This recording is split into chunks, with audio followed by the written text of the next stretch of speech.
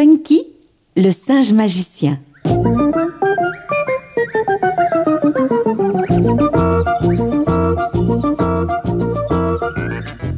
Funky, le petit singe, adorait tout ce qui était magique.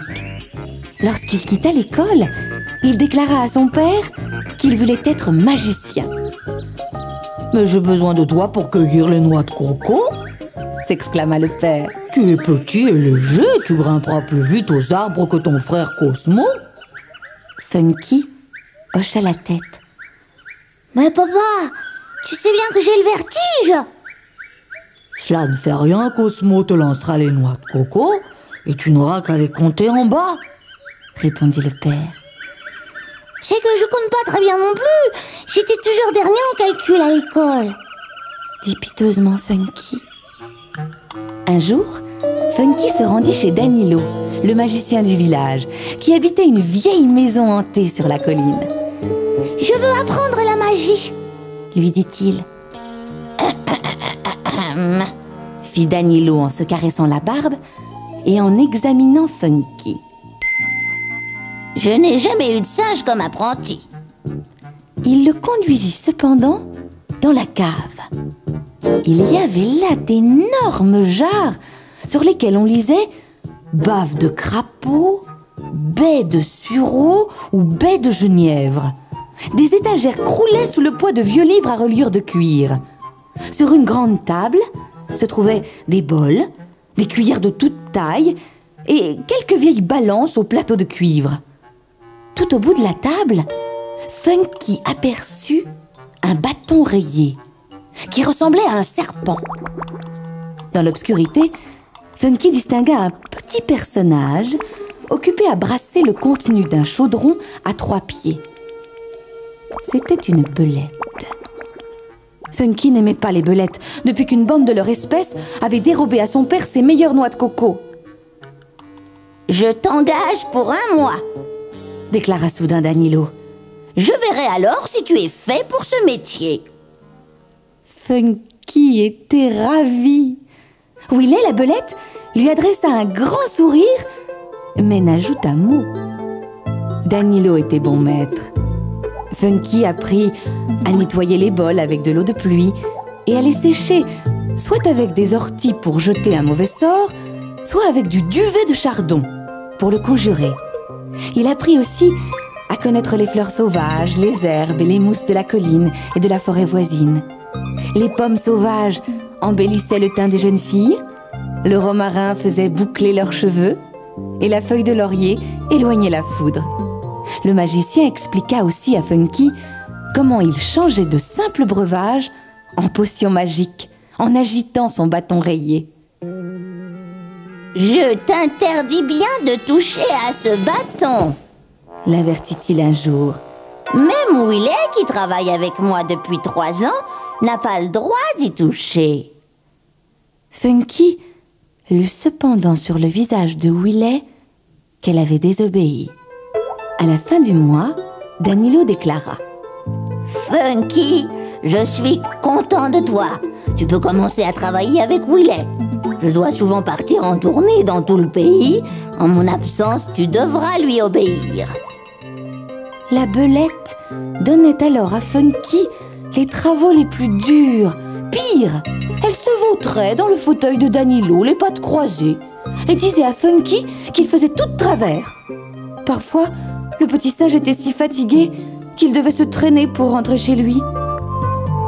Un jour que Danilo était à la conférence des magiciens, Willet lui ordonna de prendre l'échelle et d'aller lui chercher un livre sur la plus haute étagère. Les genoux de Funky se mirent à trembler. Il ne devait pas montrer sa peur à Willet, mais au milieu de l'échelle, le vertige le prit et il dut s'arrêter. « Monte donc! Qu'est-ce que tu attends ?» lui cria Willet. Funky ferma les yeux, avala sa salive et continua. Il attrapa le livre d'une main en essayant d'oublier sa posture, mais le livre était lourd.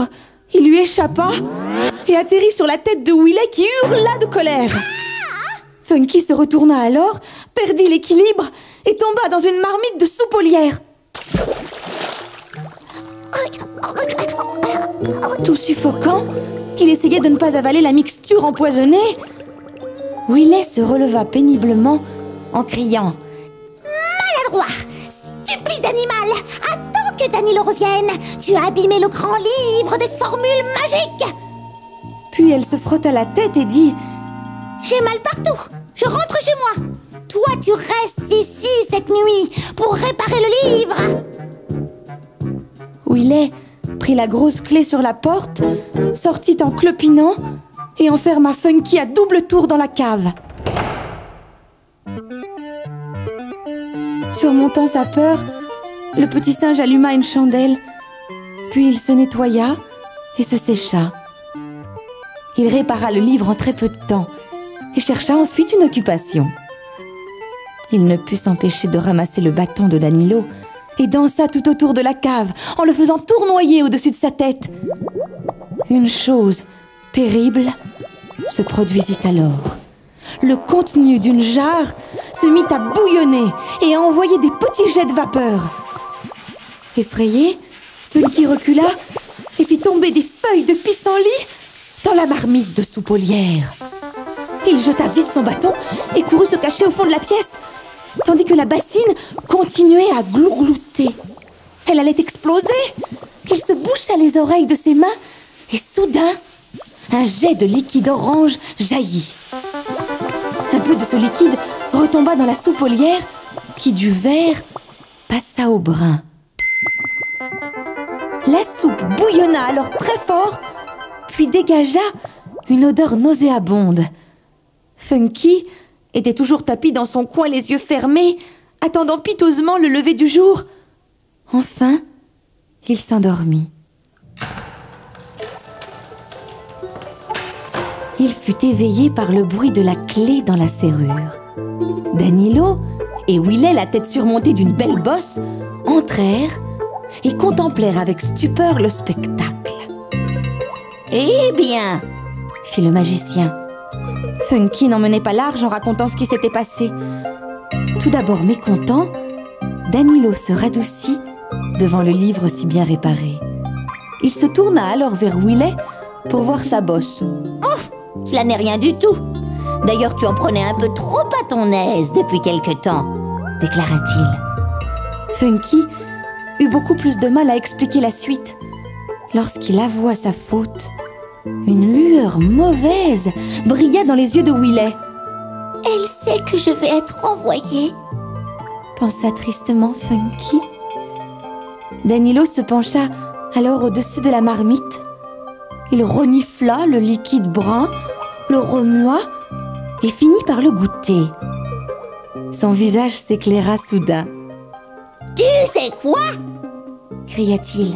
« Tu viens de découvrir ce que je cherchais depuis des années, un remède contre les cauchemars. » Il prit les mains de Funky dans les siennes et l'entraîna alors dans une ronde endiablée.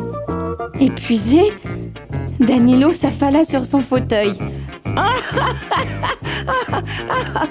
S'écria-t-il. « Quel petit singe intelligent! Maintenant, dis-moi exactement combien de fois tu as fait tourner le bâton. Il faut tout de suite le noter. J'ai des centaines de commandes pour ce médicament.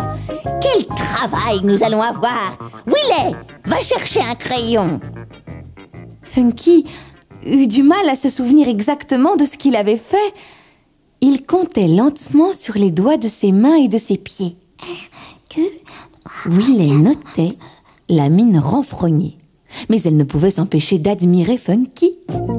Danilo était très content et il donna à Funky un jour de congé. « Reviens dès demain, tu as encore beaucoup à apprendre, » dit le magicien.